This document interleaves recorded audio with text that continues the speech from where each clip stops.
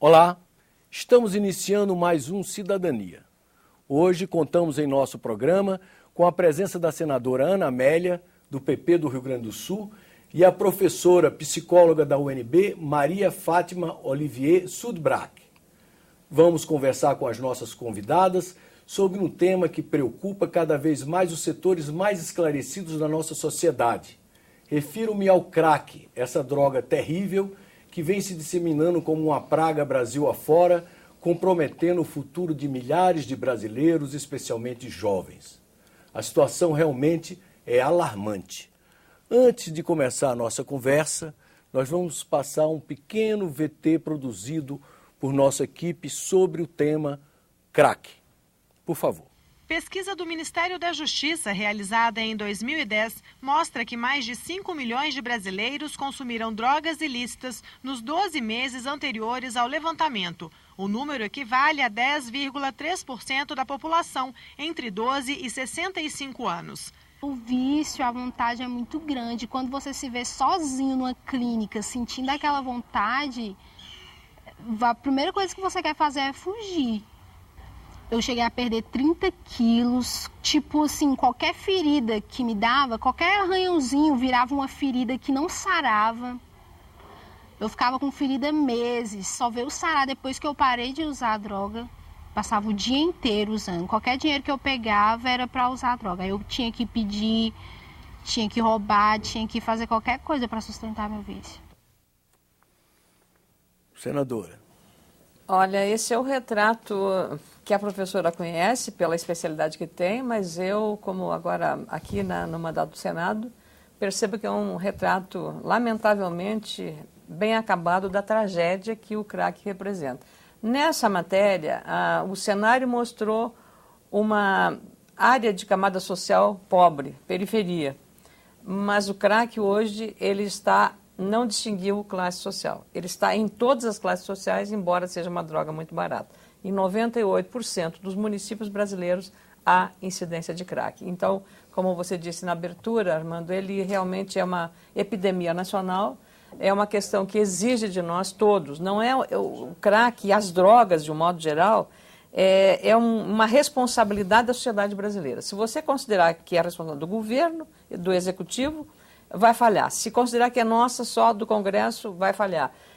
É preciso envolver toda a academia, os especialistas, a área médica, porque a droga, o dependente químico é, antes de qualquer coisa, um doente. E, como tal, tem que ser tratado. É uma questão de saúde pública, em primeiro lugar. E o que deve ser feito para combater essa terrível epidemia do crack? Bom, nós temos, em primeiro lugar, que fazer prevenção, né, Armando? Acho que o primeiro remédio é prevenção. O segundo é o Brasil criar um sistema de acolhimento desses dependentes para tentar a reinserção social dele. Porque hoje você faz uma desintoxicação, leva para uma área especializada, para um CAPS-AD, por exemplo, e passa um dia lá, sai dali e vai cair de novo na reincidência. E aí ele fica nesse círculo vicioso e não consegue nunca se recuperar. Tem que ser libertado.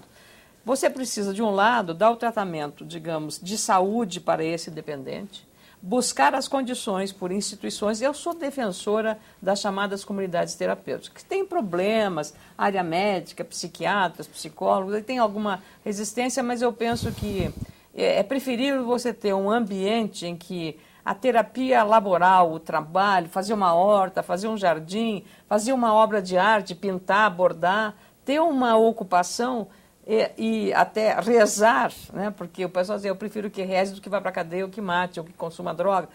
No geral, essas comunidades terapêuticas são de cunho religioso, são evangélicas, são católicas, são espíritas, e vem desenvolvendo. E o que nós vimos ao longo do trabalho que fizemos na subcomissão, comandada pelo senador Wellington Dias, eu fui vice-presidente e relatora, foi que o trabalho delas, eu me refiro às que fazem um trabalho sério, comprometido com essa missão social.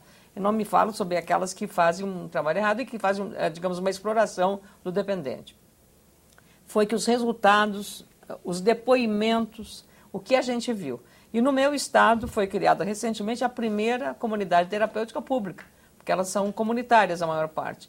E é a primeira pública no município em que o prefeito de Cachoeirinha foi um dependente químico, chegou a praticar violência, roubos, que entrou na área do crime, se recuperou por conta dessas ações, dessas comunidades terapêuticas e agora criou a primeira comunidade terapêutica, comprou um sítio nas cercanias da cidade e eu fui visitar. Então eu acho que isso é a prova de que você, quando tem vontade política, quando tem disposição, você pode encaminhar para a solução do problema. Mas esse, como eu repito, é um problema da sociedade brasileira. A família, se não estiver envolvida nisso, para ajudar, não tem saída, porque a grande questão é a fuga. Essa criança, em geral, o dependente, nos depoimentos, que a própria TV Senado fez um documentário maravilhoso, ele colocou lá, você via lá, porque o primeiro bebia, não sei o que, tudo bem, mas havia uma frase de todos os depoimentos: eu nunca tive limites na minha vida,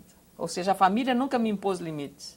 E o limite não é uma questão de intransigência, não é uma questão de ditatorial, de falta de liberdade, não. O limite é necessário. Um jovem, um adolescente precisa disso, até como ato de amor da família para protegê-lo de ficar refém da criminalidade. Professora, sua opinião sobre essa questão?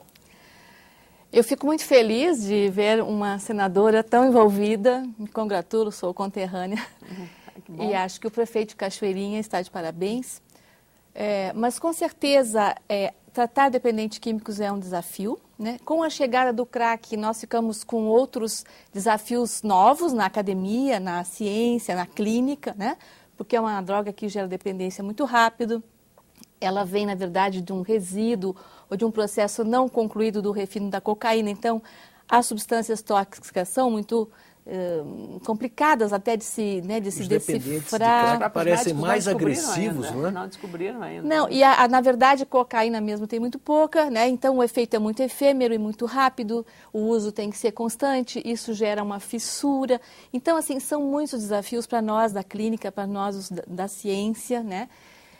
E essa questão do centro de vivência, que é o objetivo de um CAPS, né, por exemplo, é assim mesmo. O que é CAPS? É Centro de Atendimento Psicossocial, AD para álcool e drogas.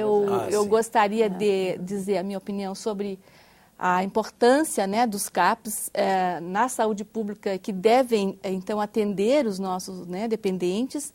Ainda nós estamos construindo, eu penso, um modelo mais efetivo, né, porque o tratamento na área das dependências, ele tem 3 grandes momentos, 3 grandes etapas. A primeira é o acolhimento, porque a maioria dos dependentes não está buscando o tratamento. E aí entram as mulheres, porque é interessante, a maioria dos usuários são homens, né? Tanto os jovens como os adultos, mesmo que as mulheres estejam já usando muitas drogas, inclusive no VT foi uma menina, né, que deu depoimento.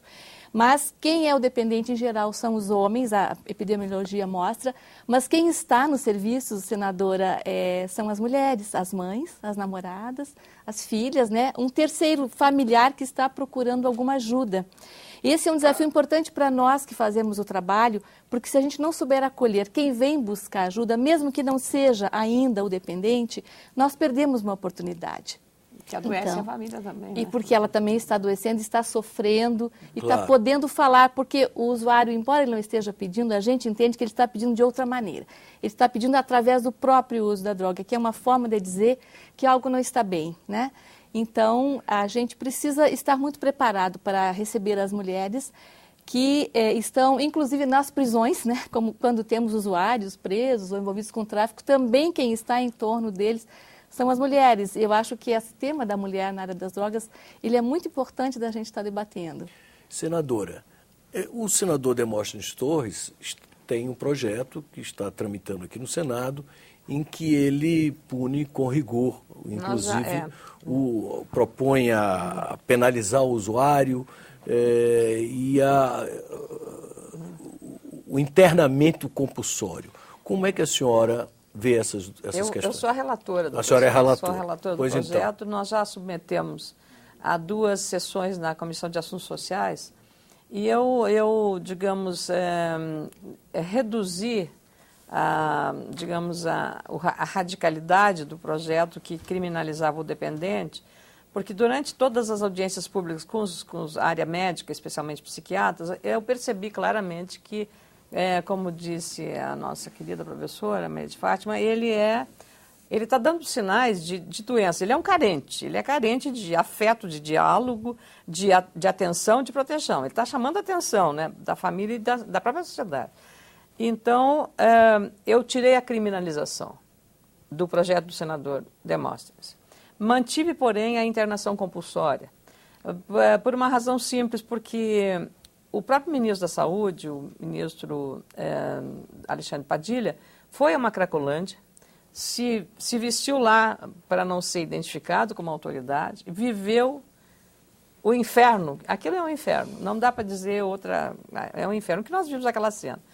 E aí ele defendeu, ele chama mais o tratamento involuntário.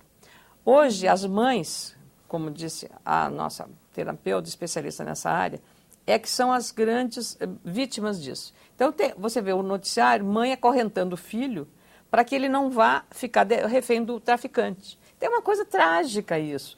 Ou, como aconteceu em Porto Alegre, de uma mãe de uma classe média, filho único, Armando, filho único, matou o filho, sob efeito de droga. Uma família de classe média alta, e ela foi absolvida por unanimidade. Você vê o desespero a que chega uma situação dessa. Então, são esses cenários que mostram a gravidade da situação. Então, eu digamos, atenuei, eliminando a criminalização, porque, como dissemos aqui, ele é um doente. Muito mais vítima. Ele é um doente do que um criminoso. E na área penal, ele, cometendo um crime, ele vai ser processado com... A droga pode ser um atenuante, mas, enfim, eu retirei a questão da criminalização. Ouvindo os médicos e os especialistas, num determinado momento, defenderam todos eles a questão da internação compulsória.